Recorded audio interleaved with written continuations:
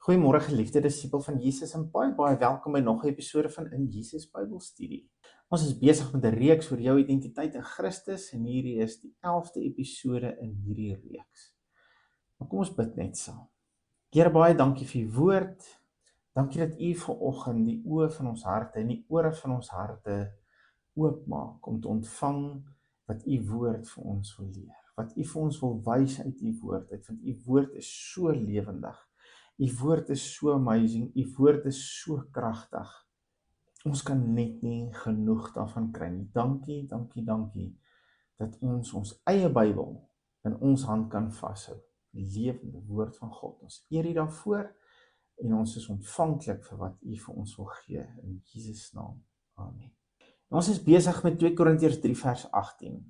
Wat die volgende sê: En terwyl ons almal met onbedekte gesig soos in 'n spieël die heerlikheid van die Here aanskou, word ons van gedaante verander na dieselfde beeld, van heerlikheid tot heerlikheid, as deur die Here wat die Gees is. Hierdie skrif maak dit duidelik dat vir ons as wedergebore kinders van God, as ons wil verander, is dit anders as wat die wêreld se manier van verander is. Die wêreld sê, hier's wat ons wil hê jy moet doen, en hier's hoe ons wil hê jy moet lyk. Nou gaan nou uit en dissiplineer jouself, kry die wilskrag en leef so. Maar dis nie God se manier nie. God het 'n baie beter manier. Kyk weer na hierdie vers. Hy sê, aanskou soos in 'n spieël, en hierdie spieël is die woord van God. Aanskou soos in 'n spieël, aanskou in die woord van God, die heerlikheid van die Here, en word van gedaante verander na dieselfde beeld, van heerlikheid tot heerlikheid. As ons die heerlikheid van God in sy woord aanskou, word ons verander na dieselfde beeld, na dieselfde heerlikheid. Hierdie is 'n absolute radikale stelling. En is hartseer om dit te sê, maar die meeste mense sal hand in tand met jou stry dat dit nie so eenvoudig is nie. En is net so hartseer om te sê, maar dis omdat die meeste mense nie die nodige waarde en krag aan die woord van God heg, as wat ons veronderstel is om te doen nie. Hebreërs 4 vers 12 sê die woord van God is lewend en kragtig.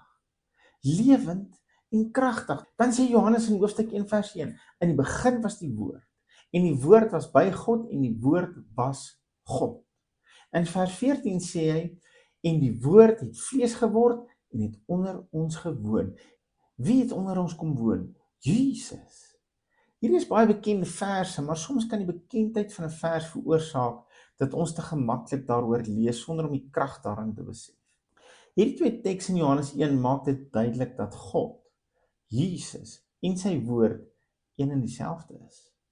Hierdie is alles behalwe 'n geskiedkundige boek. Dis die woord van God, net so lewend en net so kragtig as Jesus, want die woord het vlees geword en daardie vlees was Jesus. So die woord van God het dieselfde krag van Jesus, want dit is Jesus. En ons moet dieselfde waarde aan God se woord heg as wat ons aan Jesus heg. Ons kan nie sê ons het 'n verhouding met Jesus en ons is lief vir Jesus as ons nie 'n verhouding met sy woord het nie. Dis nie hoe dit werk nie. Ek kan nie in 'n huweliksverbond staan met my vrou en ek loop en vertel hoe verskriklik baie ek haar liefhet en hoe awesome sy is en hoe mooi sy is en hoe liefdevol sy is, maar ek spandeer nooit tyd saam met haar nie. Vir die van julle wat getroud is sal weet, as ek nie intentioneel is om tyd saam met my vrou te spandeer en energie in ons huwelik te belê nie, gaan ek eendag my awesome vrou kwyt wees. As ek en jy in 'n lewe van oorwinning wil leef, moet ons die nodige waarde heg aan die woord van God en intentioneel wees om die nodige tyd daarin te spandeer. Want die woord van God is waar ons gaan leer wie God is, wie Jesus is en hoe dinge werk in sy koninkryk. En dit het niks met wetties of godsdienstigheid te doen nie, maar alles met verhouding. En as ek en jy sê, ons het 'n verbondverhouding met Jesus, en ons noem onsself die bruid van Christus, dan moet ons intentioneel en sensitief wees vir dit wat vir ons bruidegom belangrik is, sy woord. Hoekom sê ek nou juist dit alles? Wat het dit met 2 Korintiërs 3 vers 18 te doen? As ons die nodige krag en waarde heg aan die woord van God, sal hierdie teks vir ons perfekte sin maak. Dan sal ons nie met mekaar stry of hierdie genoeg is nie. Ons sal dit net glo, dit toepas en die vrugte daarvan verwag en pluk. Alles wat ons nodig het om 'n getransformeerde lewe te lei is in die woord van God. Alles wat ons nodig het om 'n lewe van oorwinning en oorvloed te lei is in die woord van God. Aanskou sy heerlikheid daarin en word verander tot dieselfde beeld, tot dieselfde heerlikheid. Dit is hoe kragtig God se woord is. Ek wil jou uitnooi om saam met my opnuut 'n keuse en 'n besluit in jou lewe te maak. En as jy wil, kan jy hierdie gebed vanoggend saam met my bid. Here Jesus, U woord is U en U is U woord. En ek wil die nodige waarde en heerlikheid aan U woord heg in my lewe. Ek wil U heerlikheid en U woord aanskou in U woord.